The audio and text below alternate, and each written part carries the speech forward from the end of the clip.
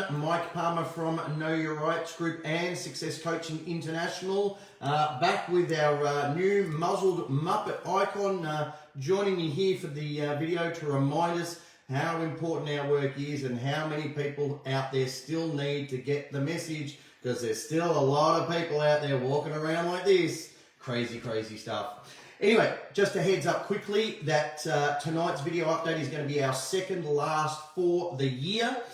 Next Thursday is obviously Christmas Eve, so we won't be doing a video update then, but we will be bringing a very special Christmas update on Sunday night at 8:30, so please make sure you tune in for that one.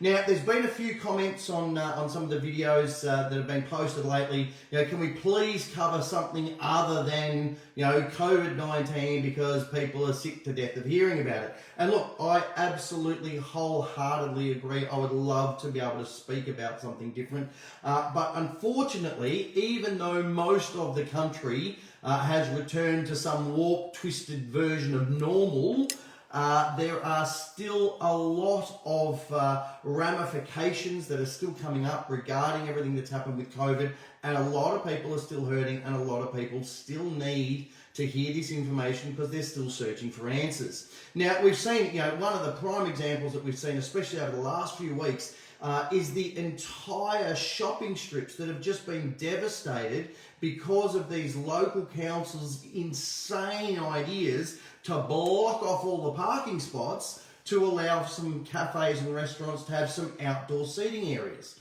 Now, the problem is that there might be a certain strip that only has 2 or 3 cafes or restaurants, but they're blocking off the entire section, and that's affecting all the other businesses because they're blocking off all the parking spaces. So all these other retail businesses that are out there are losing customers because there's nowhere for anyone to park. And even the cafes and restaurants themselves are telling us that, yeah, that's great that there's these extra outdoor seating areas and all this extra room for people, but they're still not getting anywhere near enough customers in because they don't want to come because there's nowhere for them to park. Okay, so there's lots and lots of other issues that are that are ongoing still because of COVID. And of course, anyone who's done the research, anyone who knows, will understand this is all part of the smart cities system. I urge you to go and look that up and see what it's all about. At the end of the day, it's all part of the government's attempt to just kill off as many small businesses as possible, push everybody into the largest shopping, complexes, shopping centres, and of course into the major retailers. Okay, now that of course in turn means that there are still hundreds of thousands of people around the country that are still out of work. Okay, and with only 1 week to Christmas, okay, that's causing a huge amount of stress and a lot of issues for a lot of families. So very quickly, if you are one of those families that's hurting financially, if you're struggling under mounting debt, if you're having problems, especially coming into Christmas, to cover things like your credit card debts, your personal loan debts, I urge you, grab a copy of the Bank Secrets Revealed book. It has that tried, tested and proven 4-step process that shows you how you can challenge any unsecured debt, okay? So that's any credit card debt, any personal loan. Don't keep paying good money after bad that you don't need to. Grab that book, okay? Trust me, you will love the information in it. So, now, the other thing, of course, is that all of this, okay, all of these closures and all of these businesses closing down should have been completely avoided, as it has been up till now, in places like South Korea. Now, here's an article that's come across our desk, and it says South Korea warns of first potential lockdown as coronavirus numbers continue to rise. Now, you can go and look this up, just do a Google search for that and you can find it. Now, here's what it says. South Korea health officials have warned residents to take current restrictions seriously as the country faces the possibility of entering into its first potential lockdown since the beginning of the pandemic amid an alarming rise in new infections. Okay, remember, first potential lockdown. South Korea has long been considered a model country for its effective response to multiple waves of coronavirus, earning praise from the World Health Organization earlier this year after authorities successfully halted the spread of the initial outbreak. Now, if they can do it in South Korea, why the hell couldn't we do it here in Australia? As it says, despite being among the first countries to be hit by the virus, South Korea has managed to avoid the type of stringent lockdown measures seen elsewhere in the world, thanks largely to a combination of aggressive testing and sophisticated track and trace techniques. Speaking on Wednesday, senior ministry official Yoon Tae-ho urged people to participate fully with social distancing measures in the Seoul metropolitan area, which accounts for around half of the country's 51 million strong population. So 51 million people, okay? And they say that they don't want to go to these stage 3 restrictions, as they call them, because that would constitute a big social change which could result in harm to small businesses and the self-employed. No shit, Sherlock. Okay, look what's happened in Australia. Okay, because they did that. But here's some numbers for you. South Korea just today, reported 1,078 new cases, and they're still only talking about potential lockdown. Have a look at the lockdowns that occurred around Australia with far lower numbers than that. Even in Victoria, okay, where Daniel Andrews completely cocked up the whole quarantine debacle, we still had less numbers than that, but we had the most horrendous, tightest, strictest lockdowns anywhere in the world. Let's keep these figures in mind. Let's keep things in perspective, okay? We did not need to do the level of restrictions that occurred here in Australia. And this is thankfully what a lot of people are starting to talk about now. Legal groups are getting together, lawyers are coming out and saying this, and this is what we need people to start talking about and thinking about. Now, also speaking of articles, one of our members sent us an article from the front page. Okay, it's not buried in there. This is the front page of the Courier Mail in Queensland. Now, this article was entitled "The Jab or Your Job." Okay, and the subheading was, Queensland's biggest employers consider no jab, no pay policy to force workers to get vaccine.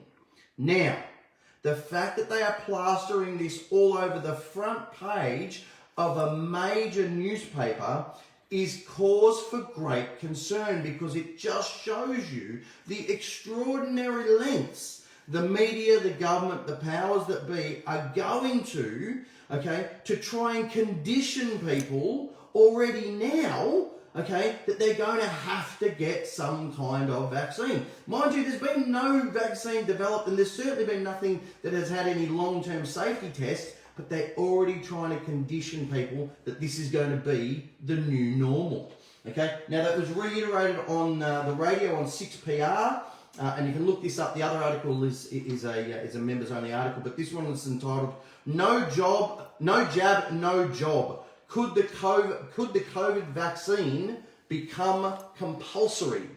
Okay, it says workers in Queensland could be forced to have a COVID-19 vaccine when it becomes available, or risk losing their jobs. Some major industries are suggesting the no jab, no job policy becomes mandatory. Workplace relations expert, managing director at Employee Sure, Ed Mallett, told 6PR's Gary Adjed, while some workplaces may recommend the vaccine, making it compulsory is not feasible. But as I've explained on other video updates, whilst they can't make it mandatory, they can certainly make your life very, very difficult if you don't get it. And again, I'm urging people, we need to get on top of this now, okay? I'm asking everyone, please, turn to chapter 9 of the Know Your Rights book, or bonus chapter 1, depending which version you have. It's the same thing, and my bits are falling out. Bonus chapter 1, there you go, mandatory vaccinations, and get that My Will letter, okay, and edit it, amend it, do whatever you need to do, and send that off to any large corporations that are suggesting mandatory vaccinations. Send it to the media that keep talking about mandatory vaccinations, and make it crystal clear to them that you do not consent. And ask them some of the questions that I covered on the last video update I did last week. There's some really good, really simple questions that you can ask. Now, until everybody starts bombarding the media and bombarding these corporations with these questions, they're just going to keep doing the same old thing again and again. Okay, so yes, I would love to do a video update that didn't have something to do with COVID. Okay, but the ongoing ramifications are unfortunately going to be with us for some time to come. But I will certainly try and do whatever I can to cover some other segments and other topics during these updates as well. Now, speaking of which, okay, I've said it a couple of times in the last few video updates I've done, but the revenue raising has gone through the roof at the moment. It is out of control. I personally lost track of how many emails I've received in the last few weeks from people saying, oh, I've got a fine for this, or I've got a fine for that, or, got a speeding fine, and, the police are out in force, all that stuff. I had to go to the dentist just the other day, just during the week. It's an hour's drive. I saw 4 police officers on the freeway, four separate police officers with their hair dryers out, just raking in money for the government. Okay, you need to understand the government was just so, willy-nilly, throwing, good money after bad with all of their, handouts, which of course, I remind everyone, were absolutely unnecessary. If they just handled things properly, as we just covered, as they did in South Korea, none of these lockdowns, none of these business closures, none of that would have been necessary. But, of course, they stuffed everything up monumentally. They've shut everybody down. They've been handing out money left, right and centre like it's going out of fashion. And now, of course, they've got to collect it. And what better way to do it than through some good old blatant revenue raising, okay? They know that there's more people out on the roads than ever before. Everyone's rushing around trying to get everything finished before everyone goes on break again. We've just had basically a 6-month break where nothing got done, and now we're about to have a 6-week break where nothing's going to get done. So everyone's on the roads rushing around, trying to get everything done, and of course the police are taking advantage of that, and they're handing out fines like lollies. Okay, so please be aware of that. And just be aware that this is the perfect storm for this revenue raising. So keep an eye out for it and make sure you're fully armed and fully prepared. Now, it's also a very timely reminder about double demerit points. Okay, these are about to kick in a number of states around the country. Obviously, no one is travelling overseas for Christmas, so a lot of people are going to be either on the roads travelling around or travelling interstate. So you might be travelling around in a state other than the one you normally do. So please make sure you're aware of whether that state has double demerit point restrictions or not, because you can very quickly and very easily get yourself into a lot of trouble whereby you end up losing your license. And for most people, if you lost your license, that would of course mean that you lose your job, and for a lot of people that in turn would possibly mean even losing their house. Okay, so very, very important. Please make sure if you're going to be travelling, in a different state, or of course even in your own state when you otherwise, might not be, make sure you're aware whether those double demerit points apply in that state. Now, this of course is another timely reminder as to why this Aussie speeding fines book is so invaluable. If you don't have this book, you're a motorist in this country, grab this book. Okay, first and foremost, you've got that tried and tested 3-step process. Okay, all the letters are there. They're already written for you. All you do is you cut and paste your details, cut and paste the officer's details, cut and paste the details of the fine. Everything else is written for you. Okay, this has been tried, tested over some 12 years now. Okay, this is not something that's just come up overnight. Again, I urge everyone, go on to the Aussie Speeding Fines website. There's a link in the description. Go to the testimonials page. Okay, they've got 7 pages worth of testimonials that are broken down year in and year out. Okay, so you can just see how many people have successfully used this information to challenge all manner of unjust and unlawful fines. Okay, now obviously, speeding fines, parking fines, red light camera fines, but anything from failing to wear a bicycle helmet, having unregistered dogs, COVID fines, they've all been adapted and used successfully for a huge range of things. And again, if you spend the time to read through those testimonials in detail, you'll find a lot of other little strategies and little tidbits that other members have added into some of their arguments and their strategies and their letters that you may find useful. But again, I want to cover some of the information in chapter 5 for you, because people get these notices with the fancy logo on the top in the mail, and they just go, oh, I have to pay. Okay, and this is the sort of rubbish that those fines, those infringement notices are based on. Okay, and this is all in the Aussie Speeding Fines book. It comes straight out of the manufacturer's manuals. Okay, talks about the term sweep, cosine error, slip error, If you don't know what these things are, you need to understand what they are, because the police are trained on how to use them to artificially increase the reading on a radar or laser device.